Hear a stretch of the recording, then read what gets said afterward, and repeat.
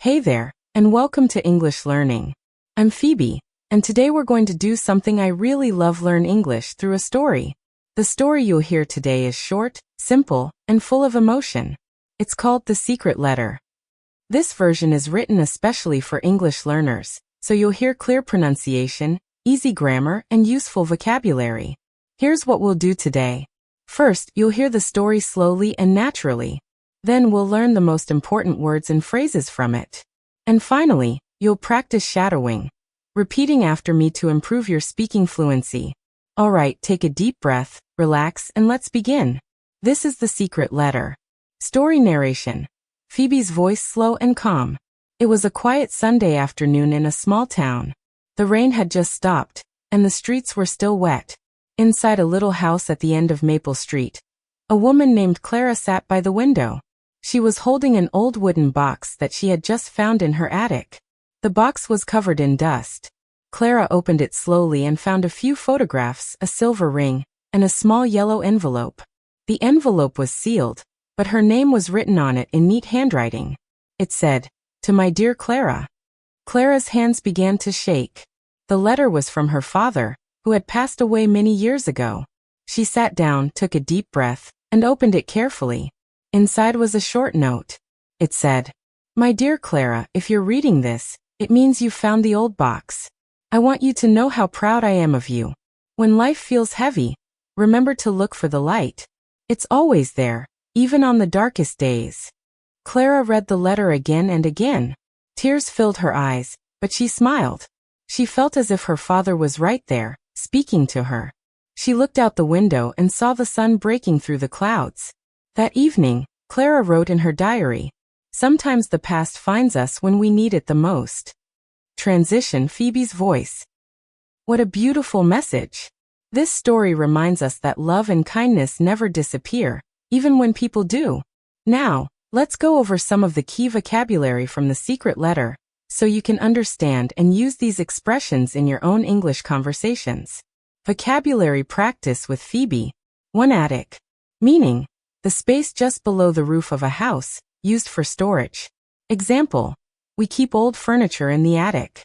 Repeat after me. We found the box in the attic. Good. 2. Dust. Meaning, a fine dry powder that collects on surfaces when not cleaned. Example, the old table was covered in dust. Now repeat. She cleaned the dust from the box. Good job. 3. Envelope. Meaning, a flat paper cover used to hold a letter. Example, he wrote her name on the envelope. Repeat after me. The letter was inside the envelope. Nice. 4. Handwriting.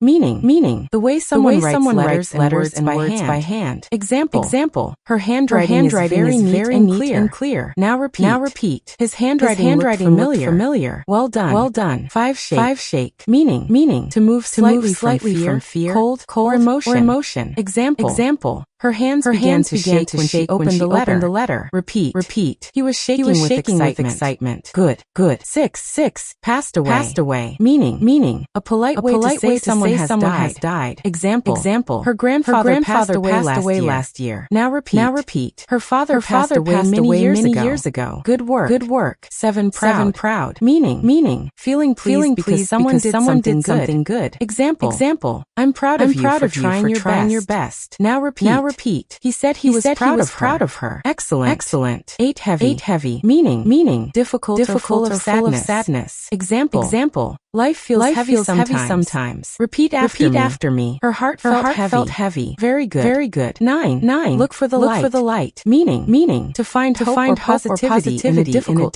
time. Example, even in pain, try to look for the light. Repeat. She always looked for the light. Great job. 10. Diary.